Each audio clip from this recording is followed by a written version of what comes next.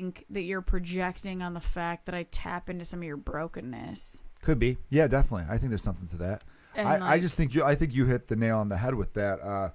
The idea that we're very good at reflecting what's going on in society. Oh, the right? observational and we try to make people quality feel is good about massive. it. That's why one of the things I remember reading about Robin Williams after he died was that he never wanted people to feel the way he felt.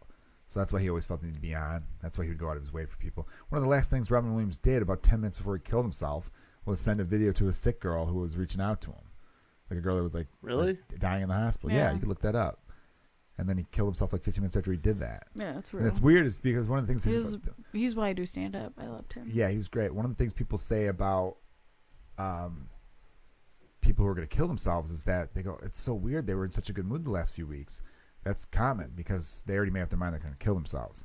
So the last few weeks they're very happy because they're like, oh, I made a decision. And then they're just waiting for the time to My come. relief. Yeah. Yeah, this pain is going to go away. My relief is coming. Yeah. I made the date coming up in 2 weeks.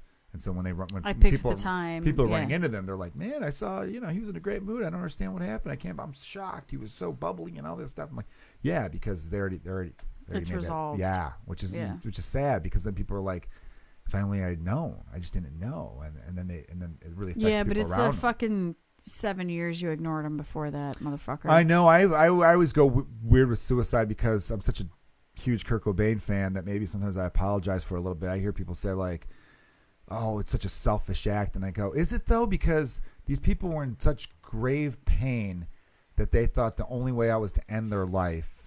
And then people will say, yeah, it's selfish because they didn't think about the people around them. I go, well, how about the people around them are being selfish because they wanted a miserable person to keep suffering? It's a that's what I used to think. It's a double-edged sword. I know. Now. Careful there, Kevorkian. I know, right? I said that's what I used to think. Now I'm like, I think, yeah, life is, that sounds corny. Choose life. I know it sounds cliched and corny, but no, I definitely think life is what you make of it. I think it's like you have the power it's just to a double-edged sword, right? Help like it's if like you can get help. You can get help, but like I think also there's a lot of people that are anti-prescription drug. There's a lot of people that don't get rid of the in, stigma. So comedians are great because like, we're trying to get rid of the stigma around all this stuff. I think that's the most important thing is like we're finally. You want to talk about change in this country? I'm gonna throw a call back to the race shit. I'm going to talk about, like, mental health is finally on the table. Which is great. Yeah. It hasn't been. I know. Forever. I mean, it took Bourdain. It took Robin Williams. It took Kate Spade. It's finally taking these people that are perceived as having everything, that are perceived as super successful, right? And now we're saying, like, they still weren't happy. Yeah. Okay, why weren't they happy? Yeah. What do they need? What do we need to give them? What do we need to give people who are sick?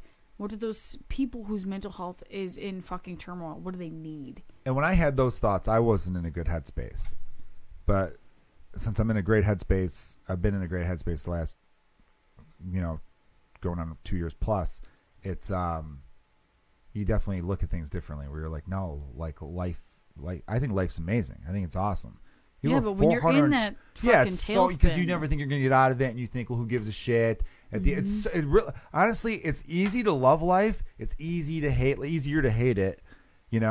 I do think it could be easy. It really depends on how you wake up. And that's why me and James and people are like, put the phone away. Do this. When you're in a funk, you could really get yourself out by exercise, eat better, all those other kind of stuff.